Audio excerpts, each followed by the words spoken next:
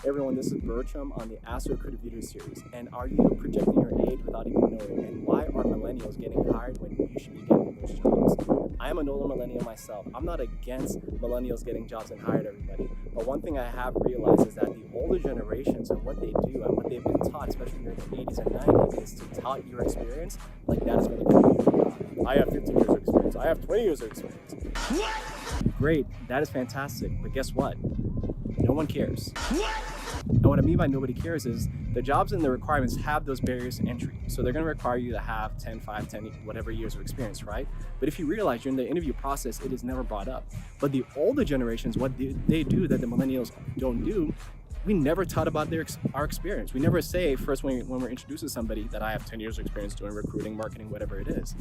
We just say, yeah, I have this experience, I have done this, but we more talk about what we've been doing recently when older generations talk about what they did in the past. Okay! Almost like that grandpa that always used to tell us about the olden times. We listen to them, but what do we always think? Grandpa, grandma, that so doesn't apply to today. I can't just buy a piece of land in Hawaii for $20,000 and 10 years later it's gonna be worth $1 million. That doesn't apply to now. And how you guys that are older and more experienced, how you can really help your own applications by yourself without even hiring a recruiter or requesting a coaching call with me is you need to be careful about your word track and your talk track. Be very careful about how much experience you put in your resume, and be very careful about talking about eras like .coms, Great Recessions, and these types of things. Millennials do not do that. Okay!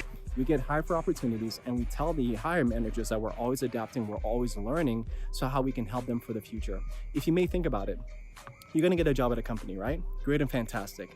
But let's say you've been doing marketing for 10 years. You're gonna get hired for that company, but you have to learn how they're doing their marketing. Even as a director of marketing, you'll first have to learn how they're doing it before you can adapt, apply changes, and help them go into the future.